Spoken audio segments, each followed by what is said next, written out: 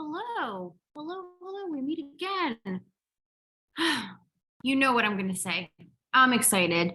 I am so excited for this because I'm pumped to have it somewhere recorded because I have definitely given this tool, tip, whatever out a lot, especially the last couple of months, I want to say. So, as I've been talking about more of my own, neurodivergency and all that in my own posts, I've noticed that a lot of people, as they're reading that, they're relating to that more and more. So there are definitely people in here who do not have OCD, are not neurodivergent, but I find that this tool can be really, really helpful if you have, I don't know, any insecurity at all, which is most of us, or if you have any trauma in the past or anything like that. So whether you're watching today and you're diagnosed OCD, whether you are wondering if you have it, whether you're just someone who feels like you get intrusive thoughts or you feel like thoughts can stick and you don't want them to,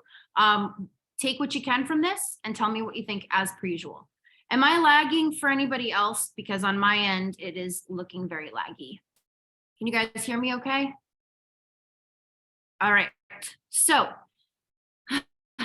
let's get into it. There's two ways that we tend to mess ourselves up, right? So we either, when it comes to intrusive thoughts or insecurities, things like that, we tend to screw ourselves over in two ways. One, we either shove it down and try to say, I don't want to think about this right now. I'm going to distract myself and do something else.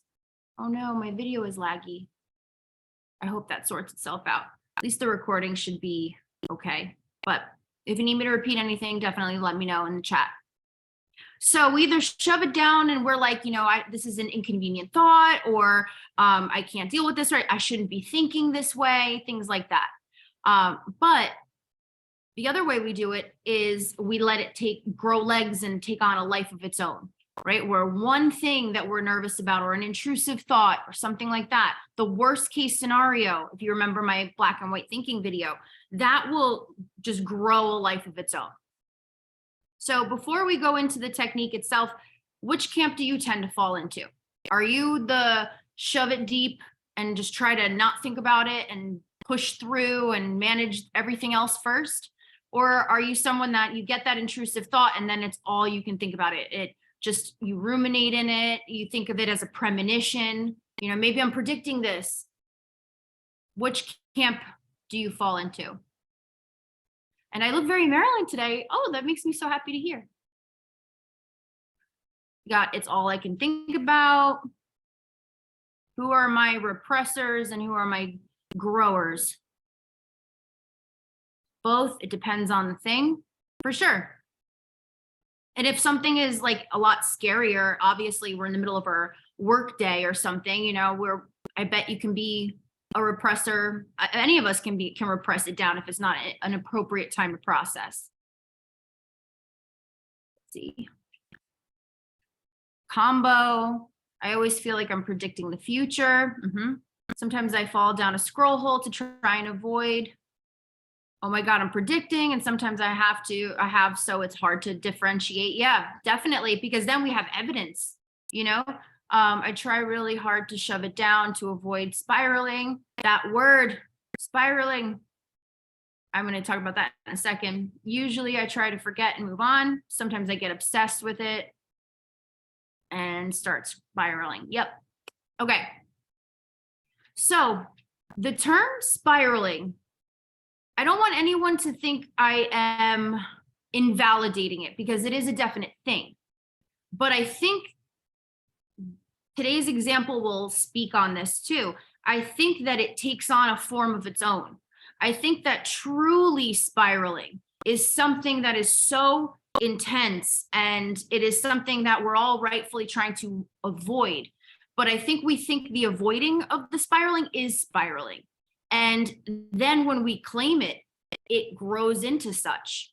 It is a spiral. It is something to, like, oh my God, I can't let myself spiral. But I don't know that spiraling is really what we think it is. I think processing something is really difficult and experiencing big emotions that come with processing that very difficult thing and feeling very strong, like strongly, feeling upset, feeling out of sorts, out of control. I don't know how upset I'm going to get if I let myself get that upset. I think that is really what we're calling a spiral, when really it's just trying to run away and avoid it from getting to that point. And it feels oppressive when we think we're spiraling. But it's just, a lot of it is just a really hard thing to process that's going to cause us to not feel the way we want to, or not feel present necessarily. Fearing the spiral is the spiral itself. Would you guys agree with that? Or have you experienced that, I should say, where fearing the spiral is the spiral?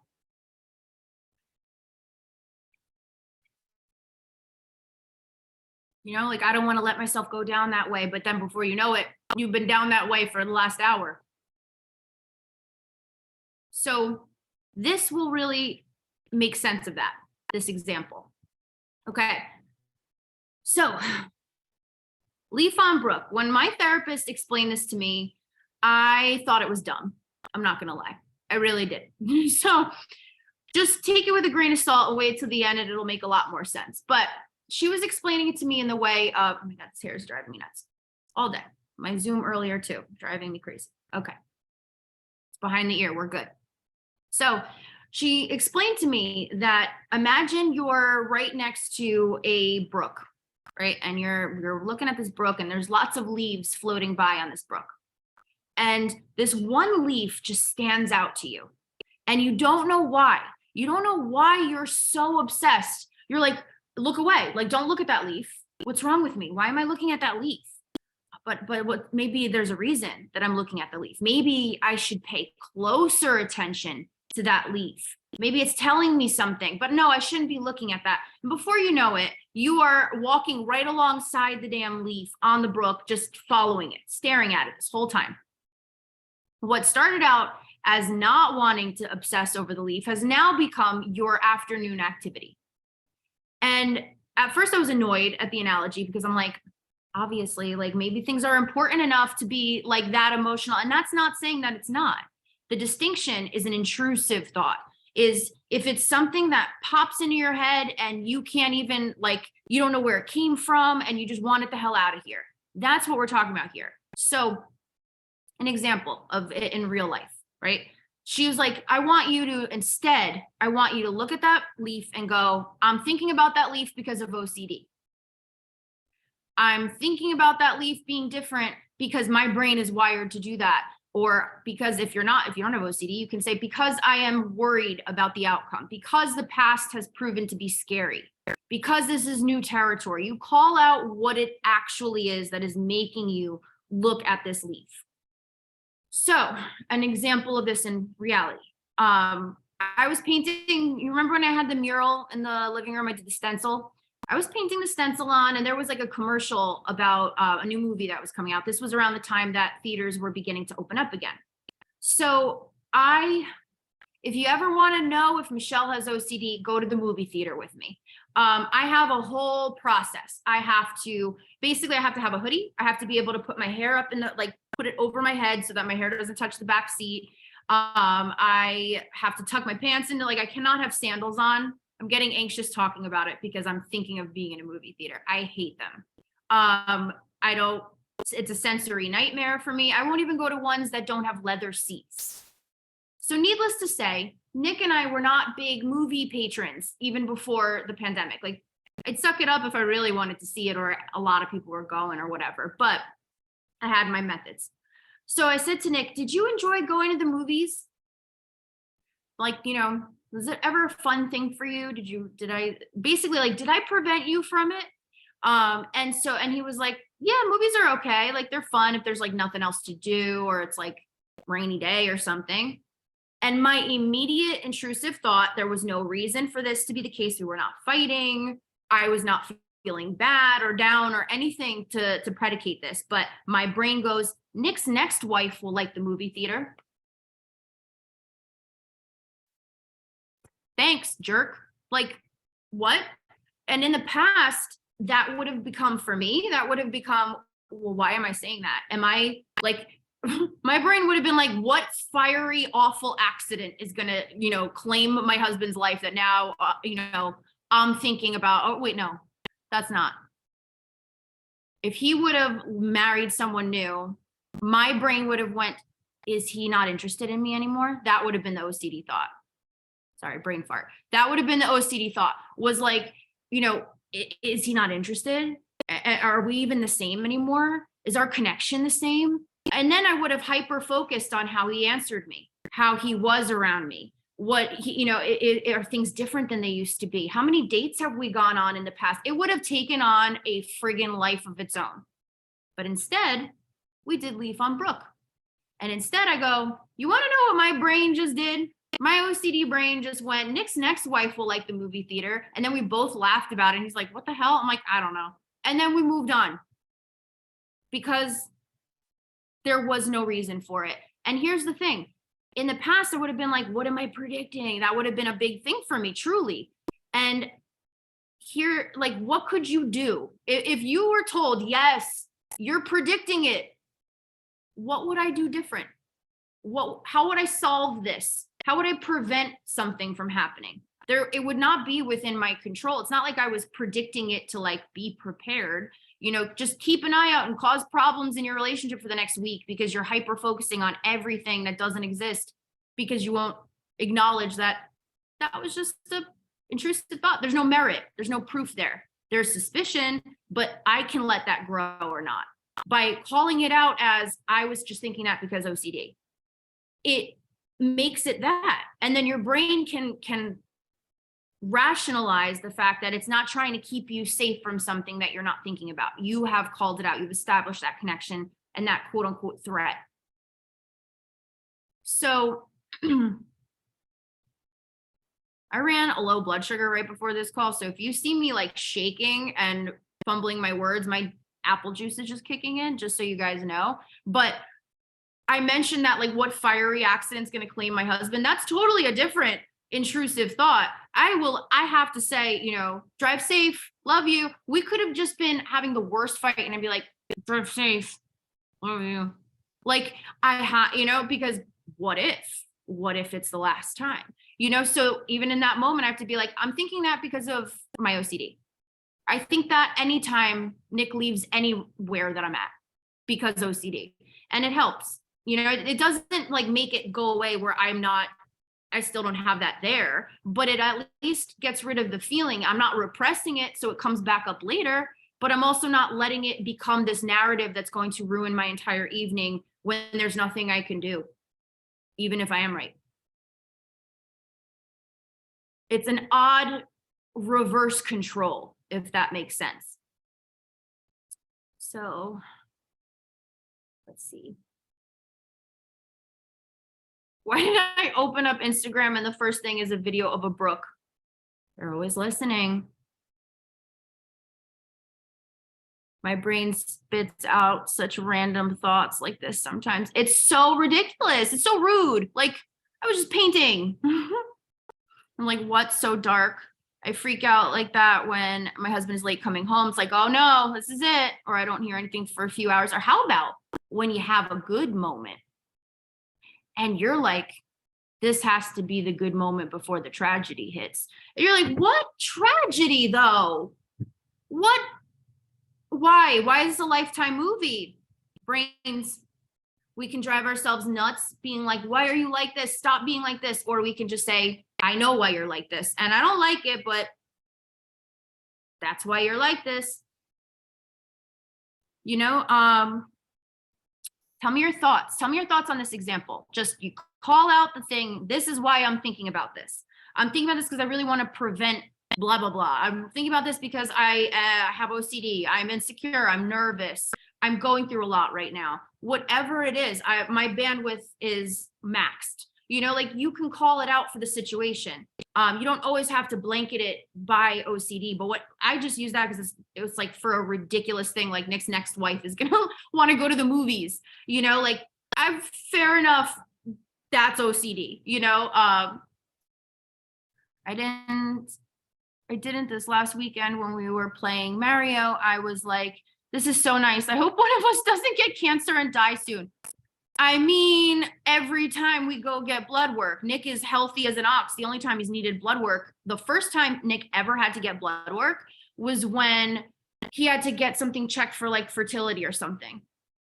What was it? We were looking for surrogacy. So he had to do like a whole panel of stuff. And that was the first time he ever needed blood work. And I remember thinking, here's where they tell me that he's dying of a terminal illness. Like, what? Why? Awful. And it's not like you can just think that and it's just a thought. Like, you feel it. Like, I don't know why I grew up myself for that, but like, you really feel it. Like it's happening, and that's awful to deal with. And then it could be complete nonsensical, really awful things that are not who you are as a person. I remember my old house had a bathroom at the top of the stairs. And I remember like at night, I just went to use the bathroom. And so like I left the door open. And I remember thinking, visualizing, which is awful, someone kicking my dog down the steps and hearing the dog cry going down the steps and it being dead at the bottom, like a split second. I would never hurt my dog. I would like jump in front of a car for my dog. But it was like horrific.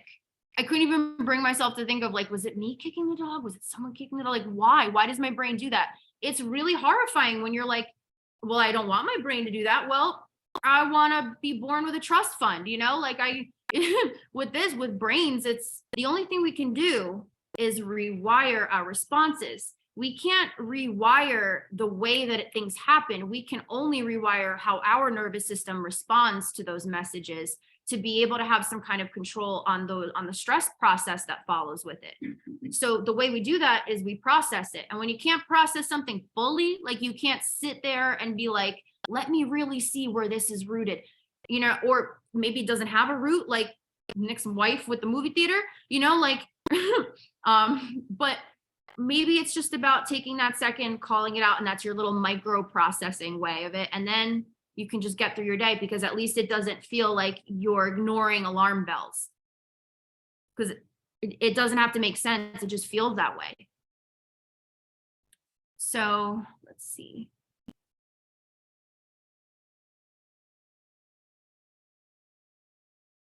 There were years I considered not allowing my daughter to go to anyone's house or in anyone's car because of this.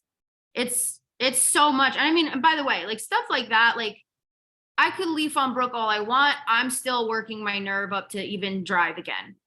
So there's going to be stuff that's just out of the scope of this being enough to like quote unquote fix it or like remedy it. It's more so about the urgency of the random thoughts or the insecurities, but I hope you don't think that I want to invalidate that. I'm so sorry. Yeah, no, I get it. Has anyone in here, because I think agoraphobia is something that's the right one, right? That's when you don't leave your house. You're afraid of people or outside.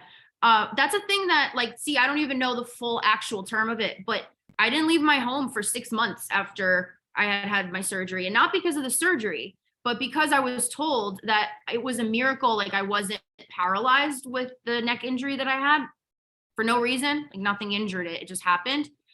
So like that just happening and not knowing it, they told me, they're like, make sure you brake really, really easily when you're on your way home, because any sudden braking, like we don't know how you're walking in here. So like, don't walk or move as much as you can until surgery. And that messed me up. Like it messed me up with driving. I felt like I was about to get into an accident at all times. Like it has been a very long journey. I'm still working on that. And I can leaf on Brook all I want. I'm still going to freak out the first time I drive a car, so I hope no one's feeling invalidated by it, but it like this kind of stuff can be really, really disruptive for sure. My dad actually has a joke he makes that helps me with these thoughts. He jokes we're all terminal. Aw, it's technically true. Yeah, no, absolutely.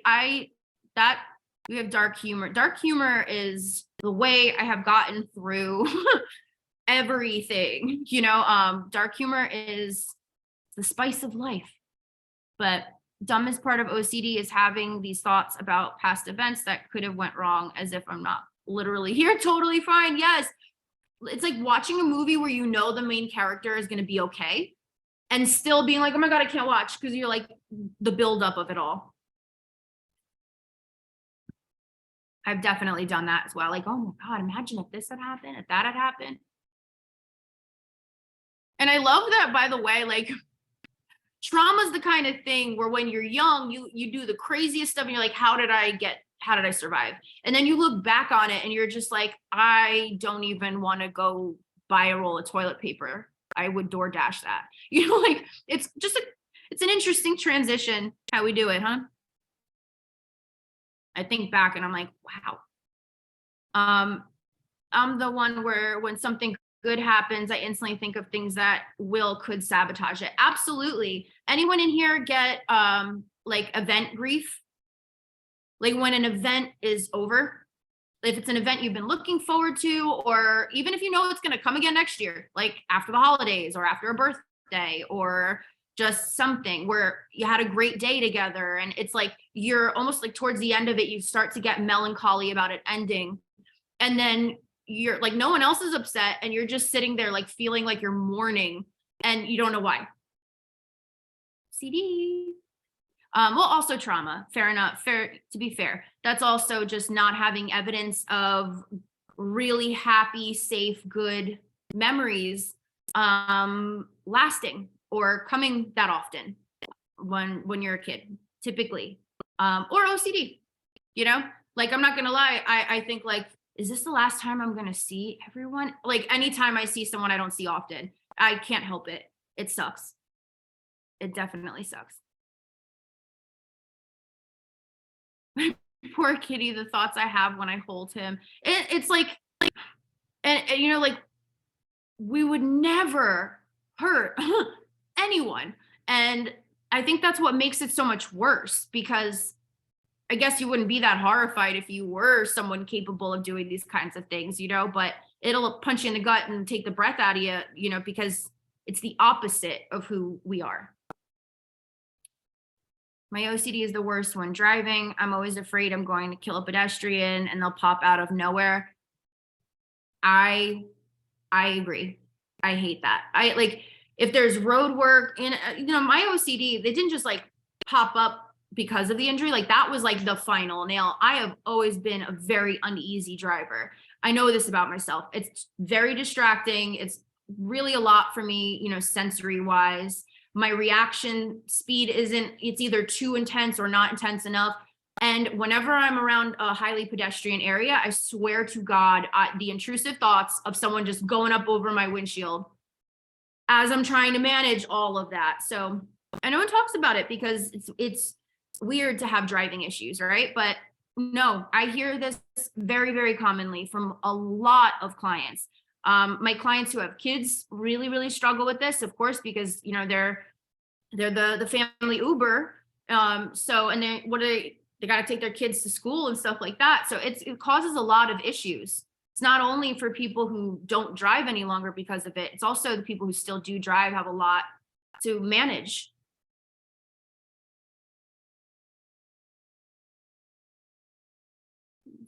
Make sure I didn't miss anything.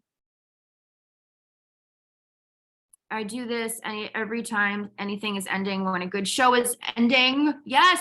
Do you know that I did not watch the second half of the last season of Schitt's Creek? I did not watch that ending. I want to say I recently watched it because I just couldn't, I knew what was coming and I couldn't handle it. Yep. Or I'll start shows I love and I'll never just watch the last season, even if I've seen it already, because I don't want to know. Brains.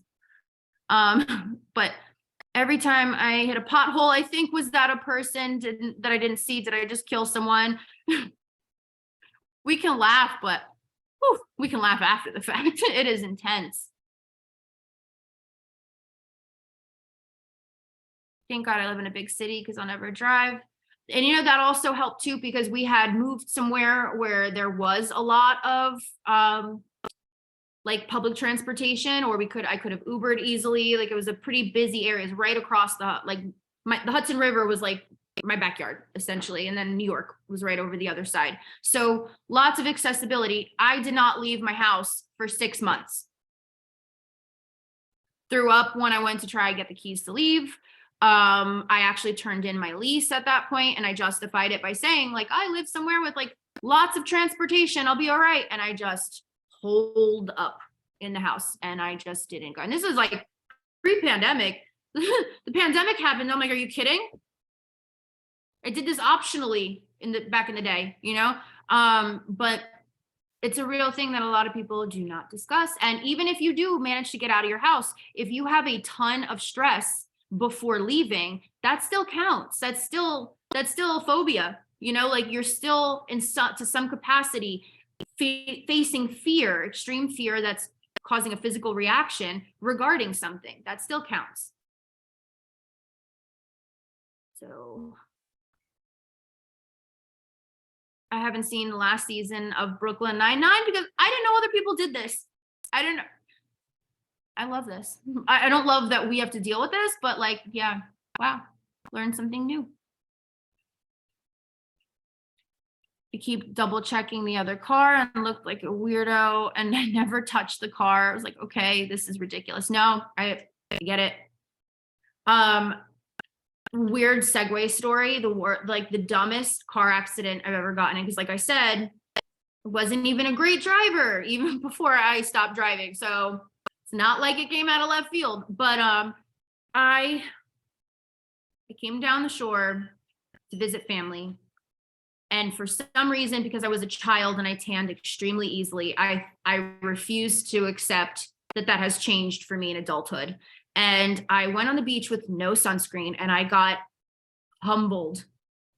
I had blisters everywhere. It was so atrocious. I couldn't even walk standing straight, like with my legs fully stretched and extended.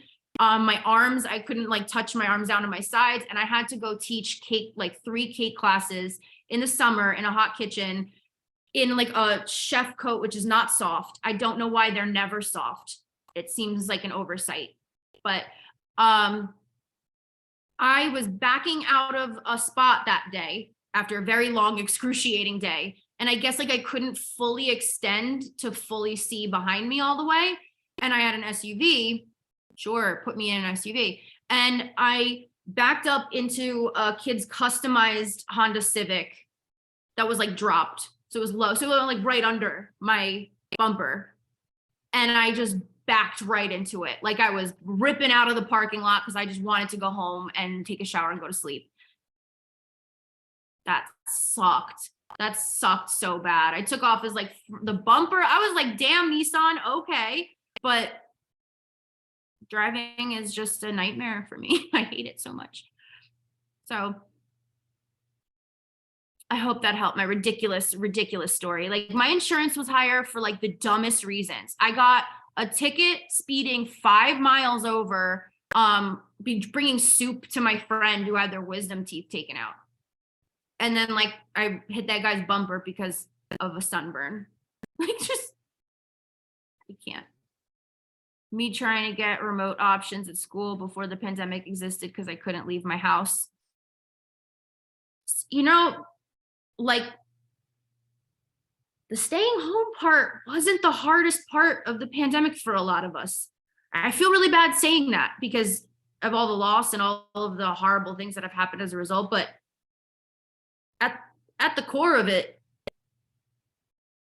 I don't know. It felt like the world got a little bit smaller in a way, and it felt a little bit safer. And even though that was really messed up because it was like literally the opposite at that time, but it's a crazy thing to look back on and know that a lot of my clients have shared the same sentiment, and we don't talk about it collectively, you know, in terms of how it affects each of us. I think a lot of that also has to do with who had it worse, you know, but I think before the pandemic, those of us who were struggling with feeling homebound, it was like the one period of time where we're like, all right, did this, you know? The only ticket I've ever gotten was speeding an area that I didn't even need to go to or know the speed limit because I got my friend's address mixed up. That was the day. So someone met their quota that day, maybe think of it as good karma. But, all right. Last thing about this is the real task is rewiring. The two parts of this that are the most challenging is remembering to do it and then not being mad at yourself that you have to do it. Like having to remember to do your leaf on Brook and not allow yourself to either go down the route of it growing legs and taking on a life or it getting pushed down until it consumes you later. Like to remember to stop that when this has been your mode isn't going to be easy. It's going to take some repetition, and a lot of clients are like, oh, I wish I wasn't doing so badly at this. And I'm like, you're not doing badly. You're practicing. Like athletes don't get like one practice and they're like, you better be as good as you need to be. You did it once. No excuses. Like think of all of the things. Like I rattled off a couple of things here. You've had a certain inner dialogue for how many years, and what safety were you taught as a kid? And I don't mean like the most extreme abusive situations. I mean like, okay, did you have hypercritical parents? Did you have troubled siblings? Did your parents, were they never around a lot? Did you move a lot? Like there are things that safety comes in a lot of different forms and consistency looks different for a lot of different situations. Dinner scarcity. How about being parentified, being responsible for your parents being in better moods than they were in as a child, having to pick up on those nuances. All of those things have taught us a very, very highly tuned in inner dialogue. And we've had that going in there for how long? How many, each of us are a different age, but all these years you had a different dialogue playing. The biggest thing to remember is you're not going to believe it before the rewiring. And the only way to rewire it is to repeat the new information you're getting to try and replace that old dialogue. So a lot of times we wait to believe it before we really commit to trying to change it. And that just isn't going to happen. It has to be the other way around. Once you start to continue, like catch yourself and like, oh, nope, leaf on Brook, and you keep doing that, you won't have to continue doing it as much. It'll become instinctive, but like an athlete practicing, they don't become instinctive and good at what they're doing until they repeat it. And if they beat themselves up for needing to repeat it, they would never get to where they need to be.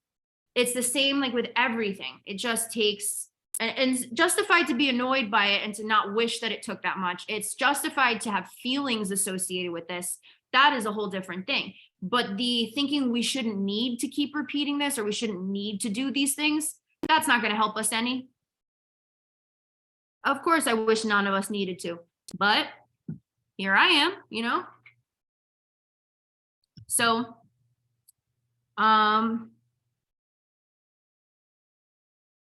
okay, last question for you then. Has the way that things have built up for you stemming from an intrusive thought or an insecurity or something you don't want to voice to a partner, a colleague, whatever, historically, how long does that take for you to bubble up and actually have it impact what you're doing? Like, screw this, I quit this job, or I'm moving, or I'm never talking to them again. Like what is your lead up like? What is your, like, finally this comes out? How does it come out for you once you in the past have let this cycle happen and it builds and it doesn't get processed? How does it eventually come out?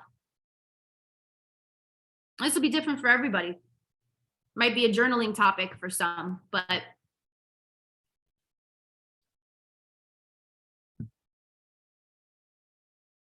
how does your eventual meltdown processing of this, when it finally does come, how does that come to a head?